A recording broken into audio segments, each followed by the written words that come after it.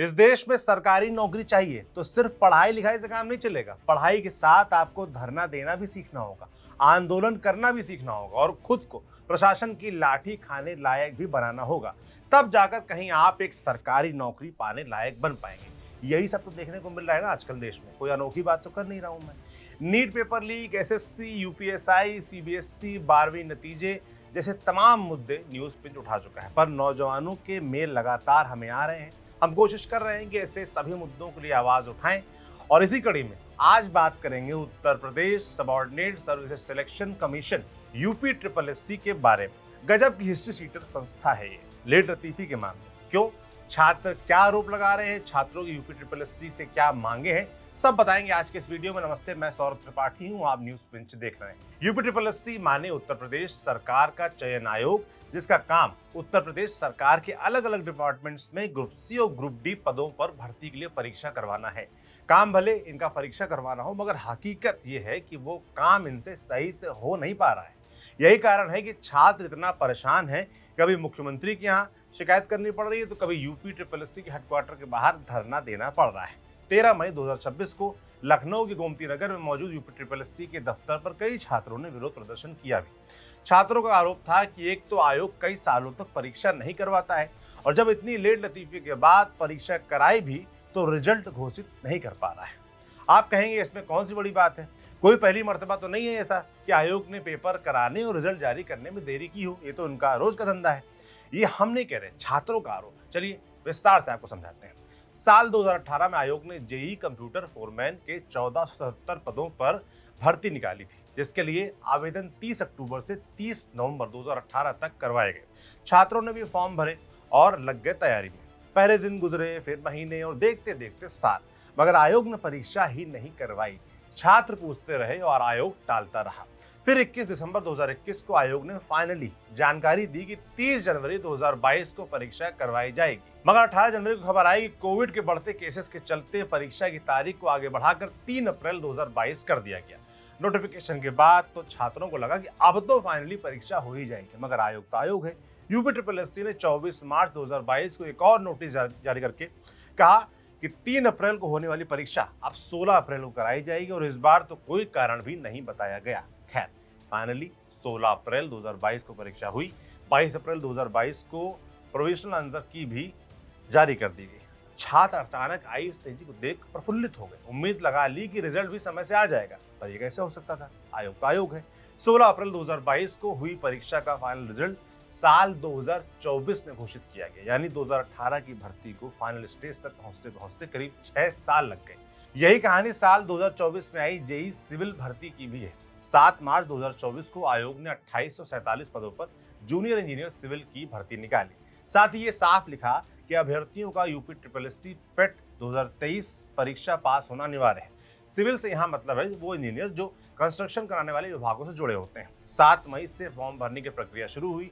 26 जून को अपडेट दी गई कि पदों की संख्या 2847 से बढ़ाकर 4612 कर दी गई। छात्र खुश थे कि पद बढ़ गए हैं, पर उनको क्या पता था कि आगे क्या होने वाला है। नोटिफिकेशन तो आया, मगर परीक्षा कब होगी, कैसे होगी, कुछ नहीं बताया गया। इंतजार करते करते 2 साल बीत गए। तब जाकर 7 मार्च 2026 को आयोग ने फिर नोटिफिकेशन जारी करके 3 मई 2026 को परीक्षा डेट घोषित की। फिर 1 अप्रैल 2026 को पीईटी 2023 के आधार पर मेंस एग्जाम के लिए शॉर्टलिस्ट हुए कैंडिडेट्स का रिजल्ट जारी किया। वैकेंसी का लगभग 15 गुना बच्चा शॉर्टलिस्ट किया गया, मगर परीक्षा का फाइनल लिस्ट अभी नहीं आया है और कब तक आएगा इसका कोई भी आइडिया किसी को नहीं है। ऊपर पेट परीक्षा का जिक्र कई बार आया, चलिए उसके बारे में हमें आपको बता देते हैं। पेट माने preliminary eligibility test. UP SSSC का इस परीक्षा करवाने का असली मकसद ग्रुप सी भर्तियों में एक कॉमन एंट्री लेवल स्क्रीनिंग कराना होता है, ताकि एग्जाम्स में भीड़ कम की जा सके। पेट में जो बच्चे क्वालिफाई हो जाते हैं उन कैंडिडेट्स को पेट स्कोर के आधार पर अलग अलग भर्तियों की मेन परीक्षा के लिए शॉर्टलिस्ट किया जाता है। खैर, वापस मुद्दे पर लौटते हैं। हमने अब तक आपको सिर्फ 2 परीक्षाओं की कहानी बताई है। अगर वर्तमान की बात करें तो x ray technician, junior assistant, homeopathy, food analyst, assistant accountant मिलाकर कम से कम 15 ऐसी भर्तियां हैं जिनके रिजल्ट अभी तक जारी नहीं हुए हैं और छात्र उनके नतीजे आने का बस इंतजार किए जा रहे हैं। ये लिस्ट हमें खुद नौजवानों ने भेजी है, देख लीजिए इसको स्क्रीन पर। सब 15 एग्जाम जो है उनके नाम लिखे हुए हैं तो लिस्ट 30 की, पर जो प्रमुख 15 हैं उनको छात्रों ने लिखा है इस चिट्ठी में। यूपी ट्रिपल एससी की इस महासुस्त कार्य प्रणाली से उकताए छात्रों ने हर प्रयास करके देख लिए, मगर यह आयोग के कानों में जू रेंग नहीं रहा है। छात्रों ने आयोग को और उत्तर प्रदेश के मुख्यमंत्री योगी आदित्यनाथ तक को प्रार्थना पत्र देकर अपनी मांगे पहुंचाने की कोशिश की है, मगर उसका भी कोई असर होता फिलहाल दिखाई नहीं दे रहा है। छात्रों का कहना है कि भर्ती प्रक्रिया को जल्द से जल्द तय समय सीमा के भीतर पूरा करवाया जाए, ताकि जो कैंडिडेट्स ओवरलैपिंग की समस्या से जूझ रहे हैं वो ना जूझें। अगर आसान भाषा में कहें तो जब परीक्षाओं के नतीजे आने में देर होती है तो एक ही कैंडिडेट कई भर्तियों के लिए अप्लाई करता है और सेलेक्ट हो जाता है, मगर ज्वाइनिंग तो वो एक ही में कर सकता है, जिस वजह से बाकी की सीट्स जिन पर उसका सिलेक्शन हुआ था वो खाली चली जाती हैं और किसी न किसी काबिल अभ्यर्थी का मौका उनसे छिन जाता है। छात्रों की अन्य मांगे भी आपको बताए देते हैं, जो हम चाहेंगे कि आपके जरिए यूपी सरकार तक पहुंचे। छात्रों की पहली मांग है कि सभी पेंडिंग भर्तियों के फाइनल रिजल्ट बिना देरी जारी किए जाए।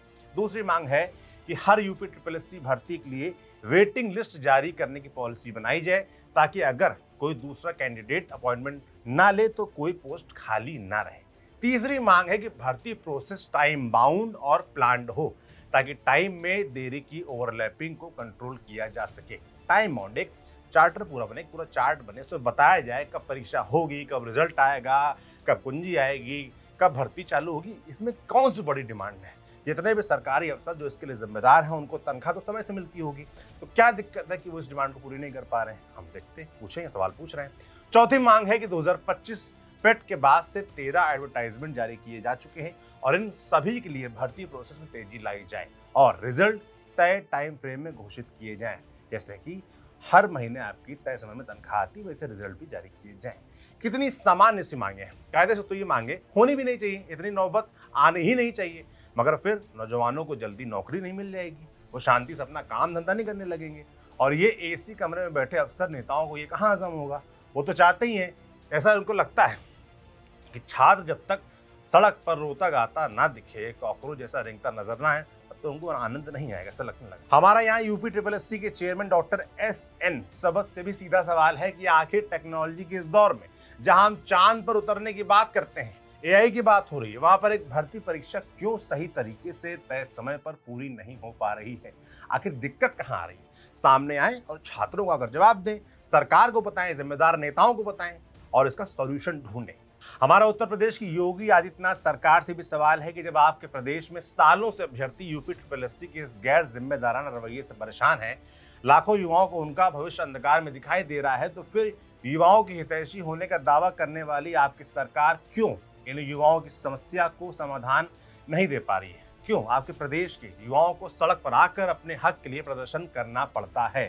वैसे आप लोग भी सोचते होंगे ना कि कितनी बदहाल तस्वीर है ये, कि जिन नौजवानों को पढ़ने लिखने में, देश का अपना भविष्य संवारने में समय खपाना चाहिए था, वो आए दिन सड़क पर दिखते हैं, सोशल मीडिया पर आंदोलन करते दिखते हैं।